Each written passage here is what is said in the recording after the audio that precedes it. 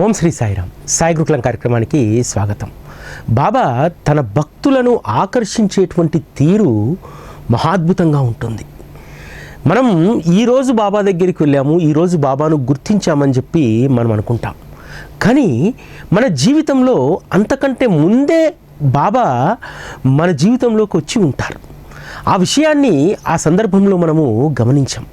ప్రతి భక్తుడి జీవితంలో కూడా బాబాను ప్రగాఢంగా విశ్వసించేటువంటి కాలం కంటే ముందే మనము బాబాను ఎరిగి ఉంటాము. బాబాను మనం ఎరగకపోయినా ఆయనను చూసిన తర్వాత ఆయన మాత్రం మనల్ని గుర్తుపెట్టుకొని ఉంటారు. బాబా మహాసమాధి తర్వాత షిరిడీకి వచ్చినటువంటి భక్తుల జీవితాల్లో చాలామందిలో ఈ నిదర్శనం కనిపిస్తూ ఉంటుంది. బాబాకు మహాసమాధి తర్వాత అంకితమైనటువంటి భక్తుడిగా ఉన్నటువంటి వారిలో శివనేశన్ స్వామి గారు అగ్రగణ్యులు. శివనేశన్ స్వామి గారు 25 సంవత్సరాల వయసులో తన గురువును వెతుక్కుంటూ షిరిడీకి వస్తారు. అనేక ప్రాంతాలు తిరుగుతారు, అనేక మంది మహాత్ములను దర్శిస్తారు. దర్శించినటువంటి ప్రతి మహాత్ముడు కూడా నీ యొక్క గురుస్థానం ఇది కాదు, వేరే చోట ఉందని చెప్తారు. నాసిక్లో వారు రైలు దిగిన తర్వాత ఒక వ్యక్తి వచ్చి చెప్తాడు, నువ్వు దిగాల్సినటువంటి గమ్యస్థానం ఇది కాదు, షిరిడీకి వెళ్ళు, అది నీ గమ్యస్థానం అని అంటారు. కానీ స్వామికి షిరిడీ ఎక్కడ ఉంటుంది, అక్కడ ఉన్నటువంటి మహాత్ముడు ఎవరు, ఇవన్నీ కూడా పెద్దగా అవగాహన లేదు. కానీ శివనేశన్ స్వామి జీవితంలో ఒక అద్భుతం జరుగుతుంది. తను దాదాపు 10-12 సంవత్సరాల వయసు ఉన్నటువంటి ఆ సందర్భంలో తమ ఇంటి దగ్గర ఒక గుహ ఉంటుంది. ఆ గుహలో బాబా గారి యొక్క చిత్రపటం ఉంటుంది. తనకు తెలియకుండానే ఆ గుహ వద్దకు వెళ్ళినప్పుడు బాబా గారిని ప్రార్థించడం, నమస్కరించడం ఇదంతా చేస్తూ ఉన్నారు. కానీ ఆ గుహలో ఉన్నటువంటి చిత్రపటం ఎవరిది, ఆయన మహత్తేమిటి అనేటువంటిది ఆ చిన్న వయసులో ఉన్నటువంటి శివనేశన్ స్వామి గారికి అసలు తెలియదు. కానీ తను షిరిడీకి వచ్చి ద్వారకామాయికి వెళ్ళి అక్కడ ఉన్నటువంటి బాబా చిత్రపటాన్ని దర్శించిన తర్వాత తను అవాక్కైపోతాడు. దాదాపు 13 సంవత్సరాల క్రితం, అంటే వయసు 12 సంవత్సరాలు ఉన్నప్పుడు గుహలో దర్శించినటువంటి ఈ సత్పురుషుడే శ్రీ సాయిబాబానా అంటే నన్ను గత 13 సంవత్సరాలుగా వీరు గమనిస్తూ ఉన్నారు. నా గమ్యస్థానం వారి పుణ్యధామం అనేటువంటి విషయాన్ని అనేక సందర్భాల్లో చెప్పినా సరే నేను దాన్ని పట్టించుకోలేకపోయాను, గుర్తించుకోలేకపోయానని చెప్పి స్వామీజీ తన జీవితం ఇంకా షిరిడీలోనే గడపాలనుకుంటారు. శివనేశన్ స్వామి 1953లో శ్రీరామనవమి జరిగినటువంటి కొద్ది రోజులకు షిరిడీకి వస్తారు. ఇక్కడ ఆశ్చర్యం ఏమిటంటే శ్రీరామనవమి ఉత్సవము బాబాకు అత్యంత ప్రీతికరమైనటువంటిది. అదే రోజు అదే తిథిన శివనేశన్ స్వామి జన్మించినటువంటి రోజు కూడా. తన జన్మదినం తర్వాత 3-4 రోజులకు షిరిడీకి వస్తారు 1953వ సంవత్సరంలో. ఆ రోజు నుంచి వారి చివరి శ్వాస వరకు కూడా 1-2 సార్లు షిరిడీ దాటి వెళ్ళిపోదామంటే బాబా అడ్డుకుంటాడు, వెళ్ళనివ్వడు. తన జీవిత పర్యంతము కూడా ఎన్ని ఆటుపోటులు ఎదురైనా సరే షిరిడీలోనే తన స్థిర నివాసాన్ని వారు ఏర్పాటు చేసుకున్నారు. అందుకోసం ప్రత్యేకమైనటువంటి నివాసాన్ని వారు కట్టుకోలేదు, ఆశ్రమాన్ని ప్రత్యేకంగా పెట్టుకోలేదు. ఎక్కడ నీడ దొరికితే అక్కడ వారు జీవించారు. ఇక్కడ ఆశ్చర్యకరమైనటువంటి విషయం ఏమిటంటే శివనేశన్ స్వామి చిత్రపటాన్ని ఇప్పుడు మనం చూసినప్పుడు చాలా వయోధికుల్లాగా ఉంటారు. కానీ 25 ఏళ్ళ నూతన యవ్వనంలో షిరిడీకి వచ్చారు. ఆ 25 ఏళ్ళ వయసులో అర్షట్ వర్గాలను త్యజించి అంత నిరాడంబరంగా ఒక సాధువు వలె వారు ఎలా జీవితం గడిపారనేటువంటిది చాలా ఆశ్చర్యంగా ఉంటుంది.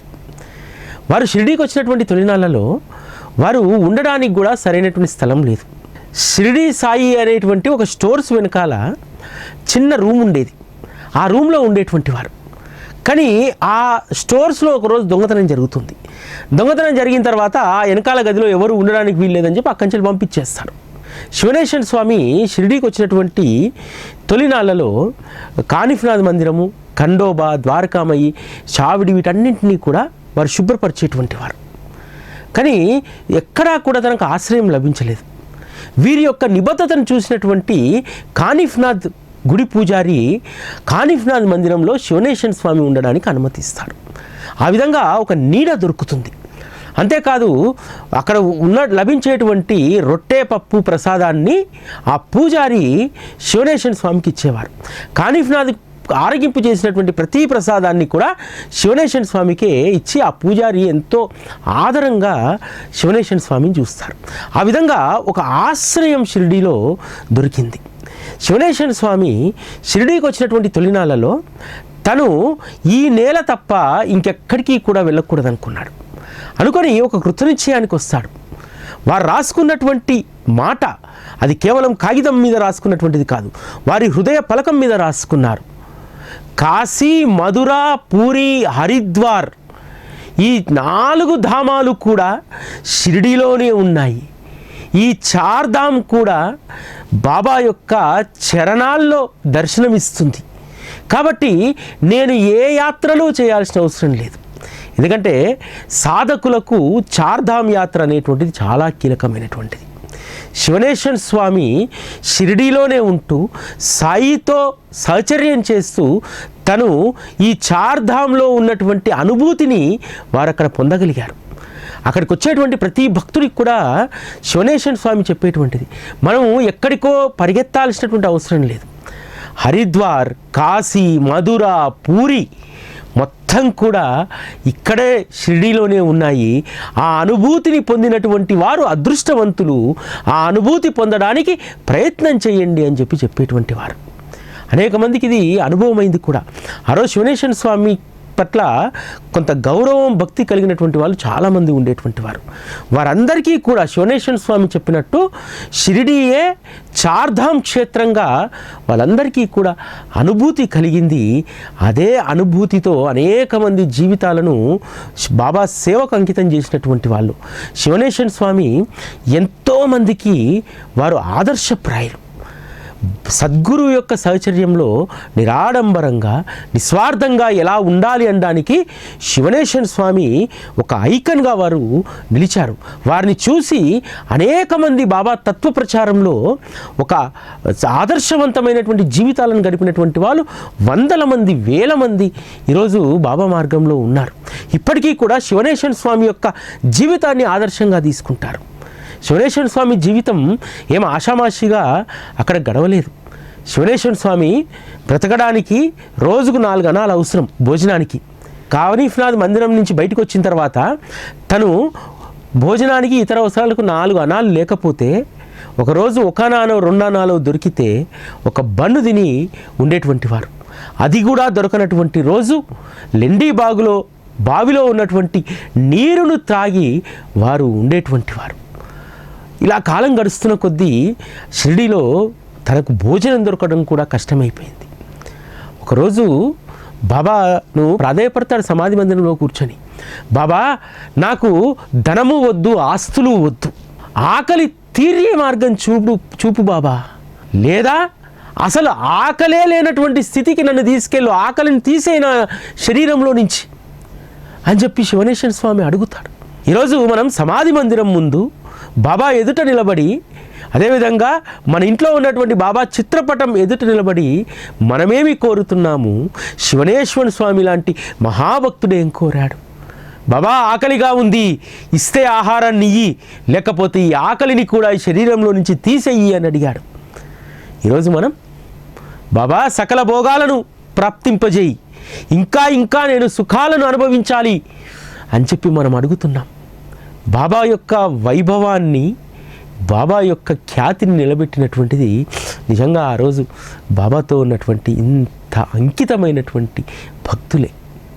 ఒకరోజు శివనేశ్వర స్వామికి శరీరంలో చాలా ఇబ్బందిగా ఉంది, కడుపు ఉబ్బరమైంది, అసలు ఏది తిన్నా కూడా ఉండట్లేదు. కానీ మజ్జిగ తాగితే కొంత ఉపశమనం లభిస్తుందని చెప్పి పక్కనే ఉన్నటువంటి షిరిడీ సాయి స్టోర్కి వెళ్తారు. వెళ్ళి ₹1 మజ్జిగ ఆ రోజు గ్లాసుకు, 1 గ్లాసు మజ్జిగ ఇవ్వని అడిగితే ఇక్కడ అరువు ఉండదు పో అని చెప్పి ఆ షాప్లో ఉన్నటువంటి గుమస్తా అక్కడి నుంచి పంపించేస్తాడు. ఏం చేయాలో తెలియక ఖండోబా మందిరం వెనకాల శివద అనేటువంటి ఒక కాలువ ఉంటుంది. అక్కడికి వెళ్ళి ఆ కాలువలో నీటిని తీసుకొని తాగుతూ ఉంటే ఆ స్వచ్ఛమైనటువంటి నీటిలో ₹1 మరొక 8 అణాలు 2 అణాలు ఇలా మొత్తం రూపాయి కావలసినటువంటి అణాలన్నీ కూడా అక్కడ దొరుకుతాయి. వాటిని ఏరుకొని వెళ్ళి షిరిడి సాయి స్టోర్స్లో ₹1 ఇస్తే మజ్జిగ ఇస్తారు. అక్కడ ఆ మజ్జిగ దాగి తన కడుపు ఉబ్బరాన్ని తొలగించుకుంటాడు. అంటే నీకు అవసరమైనప్పుడు సహాయం చేయడానికి నేను ఉన్నాను, నువ్వు ఎవరి దగ్గర కూడా అరువు అడగాల్సినటువంటి అవసరం లేదని చెప్పి బాబా అక్కడ నిరూపణ చేశారు కదా.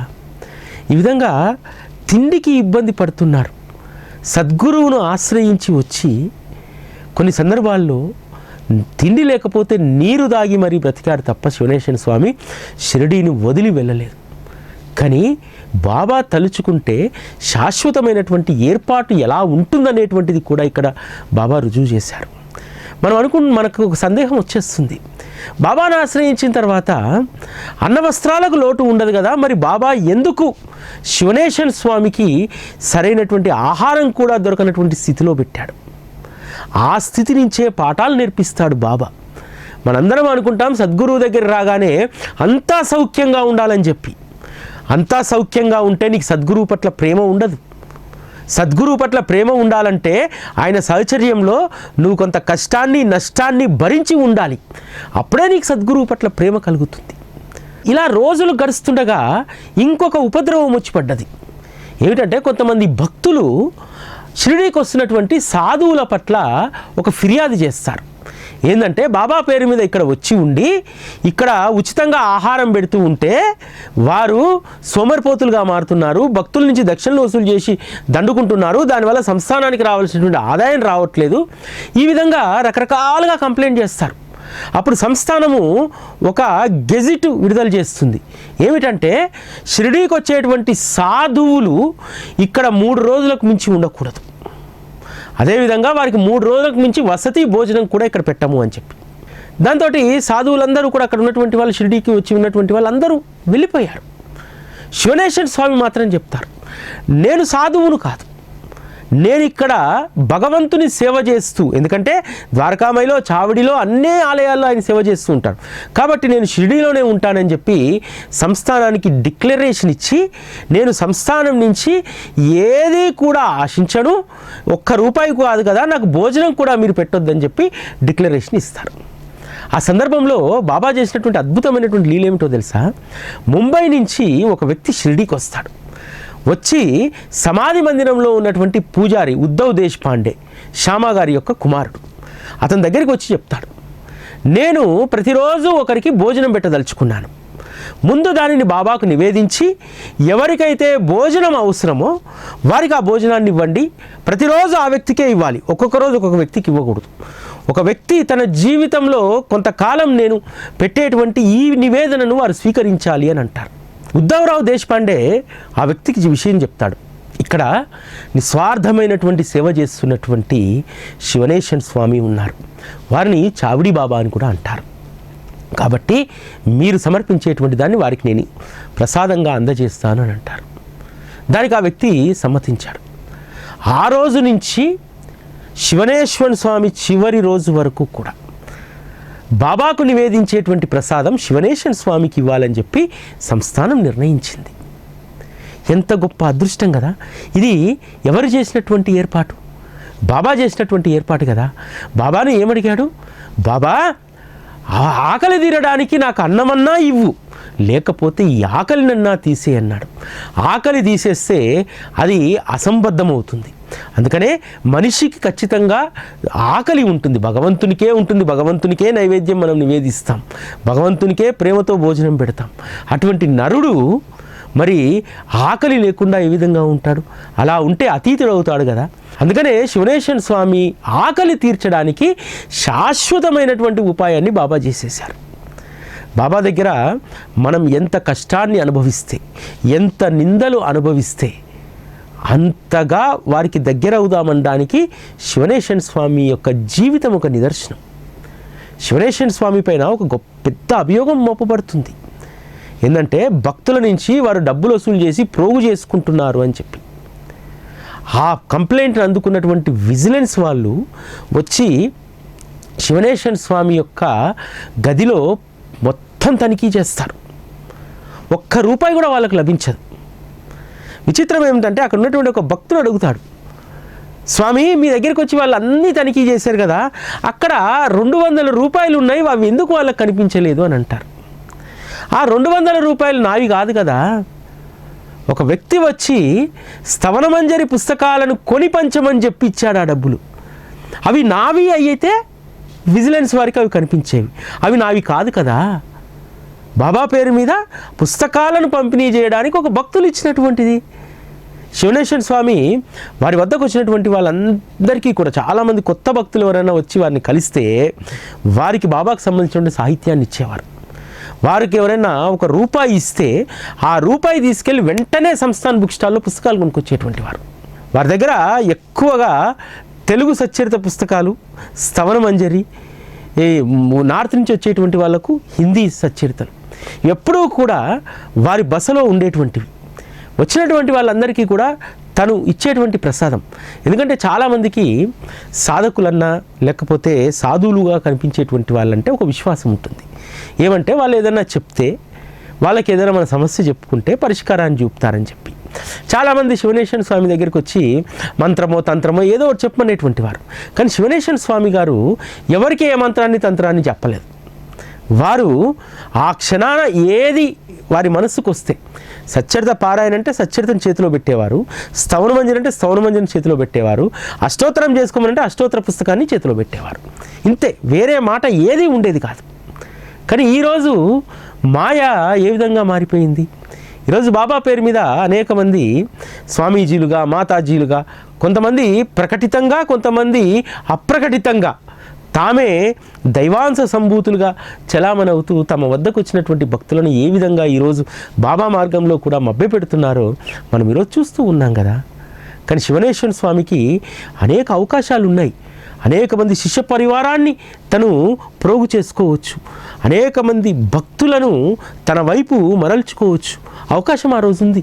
కానీ శివనేశ్వర స్వామి ఆ విధంగా ఎప్పుడూ చేయలేదు. శివనేశ్వర స్వామి దినచర్య ఎలా ఉండేదంటే, ఉదయాన్నే శివద అనేటువంటి ఆ కాలువ తీరానికి వెళ్ళి అక్కడ స్నానం చేసేటువంటి వారు. స్నానం చేసి కానిఫ్నాథ్ మందిరం, గురుస్థాన్, మారుతి, శని ఆలయాలన్నింటినీ కూడా శుభ్రపరిచేవారు. దానికోసం లెండిలో ఉన్నటువంటి నీరుని తీసుకొచ్చి చక్కగా శుభ్రంతో పాటు శని గణపతికి అభిషేకాలు చేసేటువంటి వారు. ఆ తర్వాత ద్వారకామాయికి వచ్చి బాబా యొక్క చిత్రపటాన్ని శుభ్రంగా తూర్చేటువంటి వారు. తూర్చి దానికి గంధాన్ని అలంకరించేటువంటి వారు. ఈరోజు కూడా మీరు షిర్డీలో గురుస్థాన్లో కానీ లేకపోతే ద్వారకామాయిలో కానీ బాబాకు గంధపు మాల ఒకటి చేస్తారు.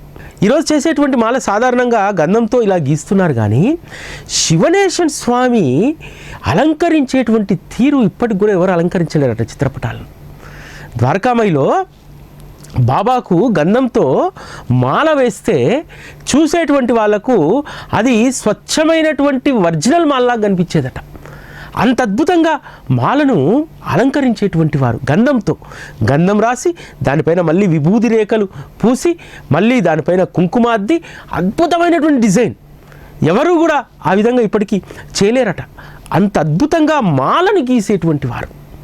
ఇప్పటికి కూడా మనకు ద్వారకామాయిలో బాబా చిత్రపటానికి గంధపు మాల ఒకటి గీయడం జరుగుతుంది.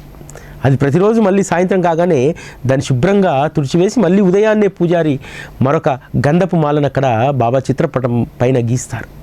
దీనిని శివనేశ్వర స్వామియే ఏర్పాటు చేశారు. ఆ రోజు నుంచి ఈ రోజు వరకు శివనేశ్వర స్వామి ఏ విధంగా అయితే గంధపు అలంకరణ బాబాకు చేస్తారు చిత్రపటానికి ద్వారకామాయిలో, అదేవిధంగా గురుస్థాన్లో ఇప్పటికీ అదే సాంప్రదాయం కొనసాగుతూ ఉంది. శివనేశ్వర స్వామి షిరిడీకి వచ్చినటువంటి తొలినాళ్లలో ఆయన కాస్త శుభ్రత ఎక్కువ. ఆ శుభ్రత ఎటువంటిదంటే తను ధరించేటువంటి తెల్లటి వస్త్రాలకు అసలు ఎక్కడా మురికి అంటకూడదు, మిస్టర్ క్లీన్ లాగా ఉండాలి తను చెప్పి అనుకునేటువంటి వారు. కానీ ద్వారకామాయి శుభ్రపరిచేటప్పుడు, చావుడు శుభ్రపరిచేటప్పుడు అక్కడ ఉన్నటువంటి మసి ఇదంతా అంటి వస్త్రాలన్నీ కూడా నల్లగా అయిపోయేటివి. వాటిని ఒకరోజు ఉతకడానికి తీసుకెళ్ళి ఉతుకుతుంటే అవి ఎంతకు కూడా శుభ్రంగా మల్లెపూల మెరవట్లేదు. అప్పుడు శివనేశ్వర స్వామికి ఒక విషయం గుర్తొచ్చింది. బాహ్యమైనటువంటి ఈ వస్తువులు తలతలలాడితే ఏం ప్రయోజనము? ఏమీ ప్రయోజనం ఉండదు. కానీ నా మనస్సు ఎప్పుడూ మల్లెపూలా ఉండాలి, స్వచ్ఛంగా ఉండాలి, అటువంటి సాధన నేను చేయాలని చెప్పి శివనేశ్వర స్వామి ఆ రోజు నిర్ణయం తీసుకుంటాడు. ఆ రోజు నుంచి వారి తలకు ఒక పాగా గుడ్డ, ఆ తర్వాత ఒక చిన్న గోచి, భుజం పైన చిన్న కండువా వేసుకొని ఉండేటువంటి వారు. కొద్ది కాలం తర్వాత వారికి ఆస్తమా ఎక్కువైతే భక్తులందరూ కూడా ప్రాధేయపడితే జబ్బల బని వేసుకోవడం ప్రారంభించారు. ఆ రోజు నుంచి దేహభ్రాంతి పూర్తిగా తొలగిపోయింది. మల్లె పువ్వులా తలతల మెరవాల్సినటువంటి వస్త్రాలు కాదు, మనస్సు మల్లె పువ్వులా మెరవాలని చెప్పి ఆ రోజు నుంచి వారి మనస్సు మల్లె పువ్వంత స్వచ్ఛంగా మార్చుకున్నారు. ఒక సందర్భంలో ఒక సంఘటన జరుగుతుంది. తన వస్త్రాలన్నీ కూడా చిరిగిపోవడానికి చీకులు పడిపోతాయి. బాబా, ఈ వస్త్రాలు పోతే మరొక వస్త్రం ఇంకా ఉండదు, ఇవే చివరి వస్త్రాలు, ఏం చేయాలి అని చెప్పి బాబాను ధ్యానిస్తూ లెండిలో కూర్చుంటాడు. లెండిలో కూర్చున్నప్పుడు తన ధ్యానంలో ఒక వ్యక్తి వచ్చి తనకు వస్త్రాలు ఇచ్చినట్టు కనిపిస్తుంది. సరే, ఇదంతా భ్రమలే, నేను వస్త్రాలను కోరుకుంటున్నాను కాబట్టి అవి ఇచ్చారు, నాకెవరిక్కడ వస్త్రాలు ఇచ్చేటువంటి వారు, బంధువులు లేరు, మిత్రులు లేరు అని చెప్పి అనుకుంటూ సమాధి మందిరం వైపు వెళ్తూ ఉంటే ముంబై నుంచి వచ్చినటువంటి ఒక భక్తుడు తెల్లటి వస్త్రాలను తీసుకొచ్చి, నిన్న రాత్రి నాకు బాబా స్వప్నంలో ఇక్కడ శివనేశన్ అనేటువంటి నా భక్తుడు ఉంటాడు, వారికి వస్త్రాలను ఇవ్వమని చెప్పాడు అని అంటే ఆశ్చర్యపోతాడు.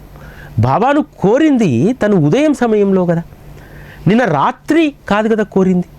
అంటే నా మనస్సులో తర్వాత రోజు వచ్చేటువంటి ఆ సంశయాలను కూడా బాబా ముందే గమనించి ముంబై నుంచి ఆ భక్తుడు బయలుదేరేటువంటి సమయానికే స్వప్న దర్శనం ఇచ్చి నాకు కావలసినటువంటి వస్త్రాలను వారు పంపించారని చెప్పి శివనేశ్వర స్వామి ఎంతో సంతోషపడతాడు. ఇక్కడ మనం గమనించాల్సింది ఏంటంటే, తనను నమ్మినటువంటి భక్తుణ్ణి ఎవ్వరినీ కూడా బాబా పతనం కానివాడు. చాలా సందర్భాల్లో మాయగమ్మి మనం పతనం అవుతూ ఉంటాం, కానీ నిస్వార్థమైనటువంటి భక్తి కలిగినటువంటి వారు బాబా దగ్గర పతనం కాలేరు. శివనేశ్వర స్వామి తన జీవితంలో ఎప్పుడూ తన విలువలను కోల్పోలేదు, తను పతనం కాలేదు. అంతేకాదు, తను షిరిడి వదిలి వెళ్దామనేటువంటి సమయానికి బాబా చెప్పినటువంటి పాఠాలు, ఒకసారి తను ఇక లాభం లేదు, ఇక్కడ చాలా ఇబ్బందిగా ఉంది, వెళ్ళిపోదామని చెప్పి షిరిడి పొలిమోర దాటుతుండగా బాగా అలసట వస్తుంది. అలసట వచ్చి ఒక చెట్టు కింద పడుకుంటాడు.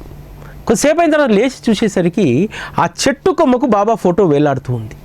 అది చూసి ఆశ్చర్యపోతాడు. నేను వచ్చినప్పుడు లేదే, ఇప్పుడు ఎందుకు వచ్చింది బాబా చిత్రపటం అని చెప్పి, సరే అని చెప్పి వెళ్ళి కొంత ఆ చెట్టుకు పక్కనే ఒక కాలువ ఉంటుంది. ఆ కాలువలో నీళ్లు పైకే ఉంటాయి. పైకి ఉన్నటువంటి నీళ్ళని తాగుదామని చెప్పి చూస్తుంటే ఆ నీరు ఎంతకు అందదు, చేతికి ఉండడం మాత్రం పైకి ఉన్నట్టే కనిపిస్తుంది. సరే అని చెప్పి ఆ చెట్టు కొమ్మ పైకెక్కి ఒక చెంబు తీసుకొని తన కండువాతో ముంచి నీరు తీసుకుందాం అనుకుంటాడు. సరిగ్గా బాబా చిత్రపటం ఉన్నటువంటి ఆ కొమ్మ వద్దకు వెళ్ళి ఆ చెంబును దాంట్లో వేస్తే అప్పుడు నీళ్ళు వస్తాయి. దాని అర్థం ఏమిటంటే, బాబా సహచర్యం నుంచి నువ్వు పక్కకు జరిగితే నీకు నీరు కూడా లభించదు. ఈ పాఠాన్ని బాగా అర్థం చేసుకున్నాడు శివనేశ్వర స్వామి. అందుకనే తను ఎప్పుడూ కూడా ఇంకా షిరిడి నుంచి వెళ్ళకూడదు అనేటువంటి కృతనిశ్చయంతో ఇక షిరిడీలోనే ఉండిపోయారు. ఇలా ఒకటి రెండు సందర్భాల్లో అనేక అనుభవాలను ఇచ్చారు. నువ్వు కనుక షిరిడీ దాటితే నువ్వు బ్రతకడం కష్టం. దీన్ని మనం ఏ విధంగా అర్థం చేసుకోవాలంటే, బాబా సాహచర్యంలోకి వచ్చిన తర్వాత పొరపాటున ఆయన నుంచి దూరంగా జరిగితే మనం బతకడం కష్టం, బతకలేం మనం. అంత దుర్లభమైనటువంటి జీవితం ఉంటుంది. ఆ రోజు భక్తులకు బాబా ఇచ్చినటువంటి అనుభవాలు ఇవన్నీ కూడా. శివనేశ్వర స్వామి జీవితము మనందరికీ కూడా ఒక ఆదర్శప్రాయమైనటువంటిది. బాబా దగ్గరికి చాలా చిన్న వయసులో వచ్చాడు. చాలామంది భక్తులు ఆ రోజు బాబా దేహంతో ఉన్నప్పుడు 40 ఏళ్ళు దాటిన తర్వాత 50 ఏళ్ళు దాటిన తర్వాత వచ్చినటువంటి వారు.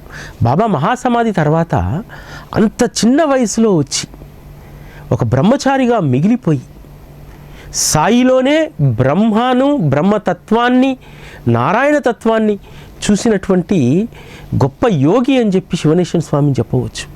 ఇది కేవలం యోగులకు మాత్రమే సాధ్యమవుతుంది. యవ్వనంలో ఉన్నటువంటి ఒక యువకుడు సర్వస్వాన్ని త్యాగం చేసి దేని పట్ల మోహం లేకుండా ఉండడం అనేటువంటిది దేనికి సూచిక? అనేక జన్మలుగా సద్గురువుతో ఉన్నటువంటి సాహచర్యం.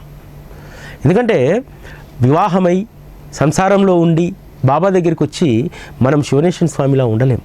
అందుకనే శివనేశ్వర స్వామి సంసారం అనేటువంటి మాయ వైపు వెళ్ళకూర్వమే తన వద్దకు రప్పించుకున్నారు.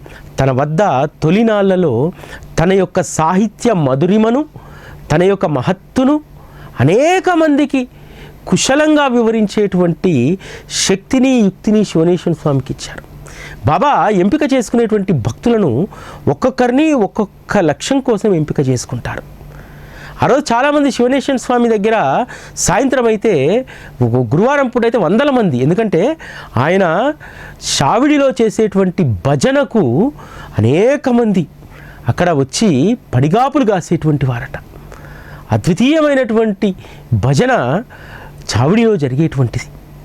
శివనేశ్వర స్వామి ఒక్క మాట తమతో మాట్లాడితే, తమను పేరు పెట్టి పలకరిస్తే అది బాబా కృపకు నిదర్శనం అని చెప్పి భావించినటువంటి వాళ్ళు ఆ రోజు అనేక మంది భక్తులు ఉన్నారు. అంతేకాదు తన శక్తి ఉన్నంత వరకు బాబాను ఆశ్రయించినటువంటి భక్తుల్లో ఒక నిబద్ధతను, వారి కార్య దీక్షకు కావలసినటువంటి ప్రబోధాన్ని శివనేశ్వర స్వామి చేసేటువంటి వారు.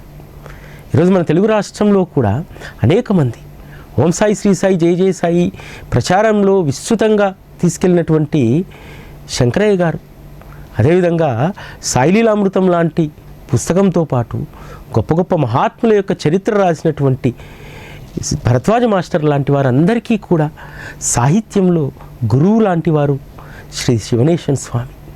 శివనేశ్వర స్వామి ముఖ్యంగా మన తెలుగువారికి ఎంతో మేలు చేశారు. భరద్వాజ మాస్టర్ లాంటి వారికి గొప్ప ప్రేరణ ఇచ్చారు. శంకరయ్య గారు లాంటి వారికి అఖండ నామ సప్తాహాలు చేసేటువంటి గొప్ప సంకల్పాన్ని ఇచ్చారు అనేక మందికి. ఈరోజు మనందరం కూడా బాబాతో పాటు గుర్తుంచుకోవాల్సినటువంటి వాళ్ళు ఇటువంటి మహాత్ములను కూడా మనం స్మరించుకోవాలి. అప్పుడే మనము బాబా యొక్క మార్గాన్ని పరిపూర్ణంగా అర్థం చేసుకుంటాం. బాబాను చూస్తేనో, బాబా పట్ల ప్రేమ కలిగితేనో మనం భక్తులుగా మనం రాణించలేము. భక్తులుగా మనము రాటుదేలాలంటే శివనేశ్వర స్వామి లాంటి యొక్క భక్తుల చరిత్రను మనం తెలుసుకోవాలి. ఇది ఈరోజు సాయి గురుకులం. మళ్ళీ రేపటి కార్యక్రమంలో కలుసుకుందాం. అప్పటి వరకు సెలవు. నమస్కారం.